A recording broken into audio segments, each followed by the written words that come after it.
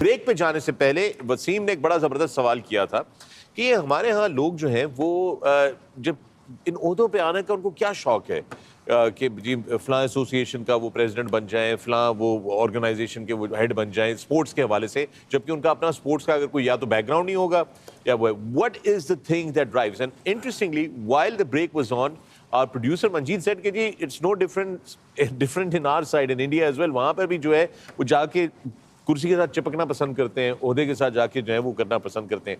Nikhil, what is this? What drives this? What, I mean, if you are somebody who's never played a sport in your life and you want to be the head of some sports organization, why? Let me look at it from a slightly positive way. I can understand कि अभी जो emotion चल रहा है कि कुछ positive नहीं हो रहा, लेकिन जो बड़े ओहदे का इंसान होता है, अगर वो स्पोर्ट को बेनिफिट कर रहा है, कुछ चीजें वो कर सकते हैं जो बाकी शायद एक्स खिलाड़ी ना कर पाए। उसको कैसे गेज करेंगे वो बेनिफिट कर रहा है? How do you gauge that he is given some benefit to that sport? Cricket तो आप अलग कर लीजिए, क्रिकेट को छोड़ के जनरली ओवरऑल आप अलग कर लीजिए। जो आपका इंफ्रास्ट्रक्चर है या जो हम लोग कुछ दिन पहले बात कर रहे थे, अगर उस पर्टिकुलर स्पोर्ट को कोई नॉन एथलीट उस पर्टिकुलर स्पोर्ट को वो हेड कर रहा है, does he invite somebody a legend from that sport and says यार आप बताओ आपको क्या करना है? आने वाली जनरेशन जिनको वो पैशन है उस पर्टिकुलर स्पोर्ट को खेलने के लिए, हम उनके लिए क्या क्या कर सकते हैं? That's a different way of looking it. और जो वसीम भाई कह रहे थे और जो बात चल रही थी कि आप सिर्फ कुर्सी पे बैठे हुए हैं, then you are looking for power, you're not contributing to the benefit of taking that sport ahead. That is wrong. Right. But if you can help. And Pakistan were champions in 1994, cricket, hockey, squash and snooker. That's what I just said, that we had those things and we lost those things. Yeah. So Ajay, let me bring this to you as well now. You know, look at Afghanistan, the way their team has done, flourished, especially ये जो कल आपने उनका match देखने का, they don't have a first class structure. We don't know who the chairman of the Afghan or the selectors are, and yet they're a different team. Why? Passion. I think passion is probably the key, and sport is, you know, a lot of people may disagree. I think sportsmen are generally people who push the boundaries. I mean, you've got to be people who are pushing the boundary. Restrictions make average people.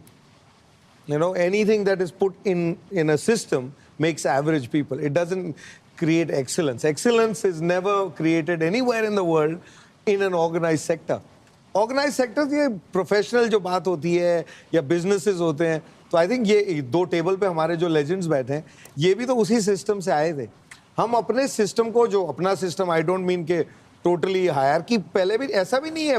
अगर आप इन दोनों से भी पूछेंगे या मैं अपनी बात कर सकता हूँ, या पास्ट में सिस्टम्स पहले भी थे, उस टाइम भी एसोसिएशंस होती हैं, बट वो पैशनेट पीपल होते हैं जो वो चला रहे होते थे। फॉर इंस्टेंस मेरी क्लब थी, आपकी भी क्लब होगी, जिसमें सदीक खान साहब थे, साउद खान साहब थे, वो चाचा शरीफ थे। वो सदीक खान साहब अपने पैसों से गेंद लेके आते थे नया, कि तू कर ये नया गेंद। ये अफगानिस्तान की जो, बिल्कुल आपने बात की, अफगानिस्तान की ये जो क्रिकेट है, मैंने उनसे बात की थी, मैंने फोन करके मुलाकात।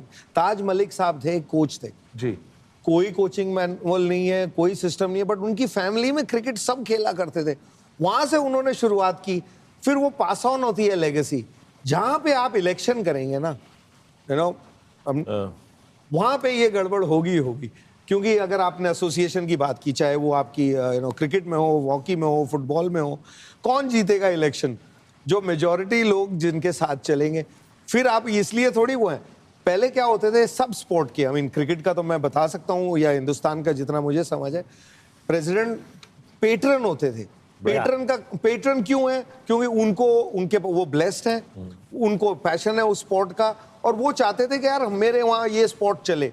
तो वो फिर जो आप आके मांगा करते थे, आप आके बोला करते थे, प्लेयर आके, आपकी क्लब की बात की, आप क्लब में जाके कहते होंगे ना उनको कि जी हमें नई गेंद चाहिए, या हमें नेट चाहिए, या हमें ना उधर खेलने जाने दें।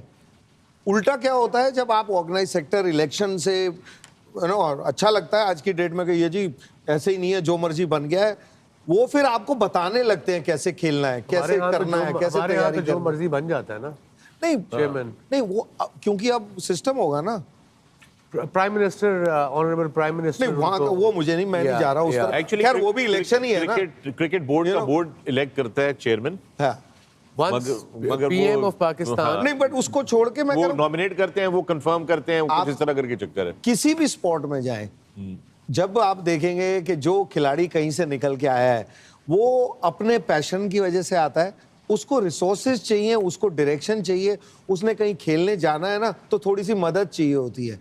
ये नहीं कि आप, और उसका सबसे बड़ा प्रूफ है इंडिया में, तो मैं बोलता हूं, आप मुझे बताएं किस फादर को अपने बेटे को सेम काम करते हुए नहीं देखना चाहते। क्रिकेटर की बात कर लें या किसी और में, क्रिकेटर में खासकर, जब वो खुद खेले होते हैं शायद उतने रिसोर्सेज नहीं होते, उतनी समझ नहीं होती, लेकिन वो सब समझ होने के बावजूद भी हम चाहते हैं हमारा बेटा खेल जाए।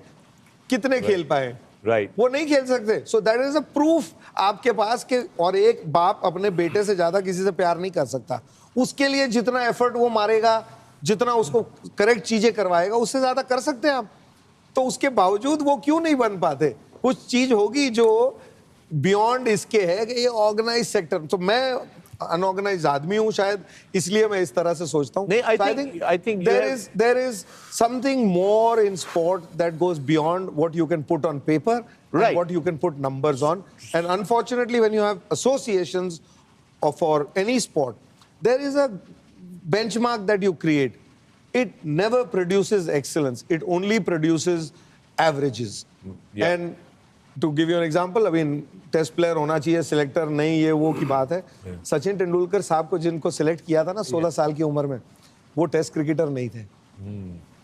वो जो चेयरमैन थे उस टाइम के सिलेक्शन के, वो टेस्ट क्रिकेटर नहीं थे। फर्स्ट क्लास क्रिकेटर तो जरूर थे, लेकिन वो बचपन से लेके आखिरी दिन तक ना उनको सिर्फ शौक ही क्रिकेट का था। तो आई थिंक शौक जो चीज है, पैशन जो है, उसके बिना कुछ नहीं होता। और उसका आज का प्रूफ जो है वो अफगानिस्तान आपके सामने है। Yeah. अनफॉर्चुनेटली ऑस्ट्रेलिया इतना जीत गई है ना पीछे से, पास्ट में हम, इंडिया, पाकिस्तान, श्रीलंका भी, आई थिंक हम इसमें मर गए कि यार ऑस्ट्रेलिया जो करती है हमें वो करना चाहिए। उस चक्कर वो करती है, वो सही है, वो वहाँ के मुल्क अलग है। वहाँ पे जो आदमी पैदा हुआ है ना, कल्चर अलग है। पैदा नहीं हुआ पैन। आप अमेरिका और ऑस्ट्रेलिया का एक बड़ा सिंपल है ना, आप थोड़ी वहां जा सकते हो। आप पहले उनके रूल पास करो, आप उस लेवल के हो, आपकी उतनी समझदारी है, आपका वो लाइफ है, तब आप वहां पहुंचते हो। तो वहां स्टैंडर्डाइजेशन हो सकती है। हमारे मुल्कों में हम अब एक स्टैंडर्ड बना दें, हम ब्लेस्ड लोग हैं, हम अपने घरों में जो कर सकते हैं वो 90% शायद नहीं कर सकती। तो रूल जो बना रहे हैं वो बाकी जो 95% जहां से खिलाड़ी निकल के आते हैं ना, उनको आप अकाउंट में ही नहीं ले रहे, आपको समझ ही नहीं है वहां क्या है। आज भी हिंदुस्तान में इतनी एकेडमियां बनी है, इंडियन क्रिकेट ने बहुत अच्छा किया है, बीसीसीआई ने बहुत अच्छा काम किया हुआ है। पिछले 5 साल में आप प्लेयर्स देखें कहां से आए हैं। हर एक उस गांव से आए हैं जहां वो ग्राउंड भी नहीं है, कुछ नहीं है, बट उनके पास एक चीज है, वो है passion. And interestingly, that is also the case in Pakistan. Some of our players come from rural areas and not from the big cities anymore. Burewala Express नहीं, right अब here. present But cricket में present भी cricket की बात हो रही है। Present cricket में भी बहुत सारे हमारे जो है वो रूरल एरिया के बच्चे हैं जो शाइन करते हैं।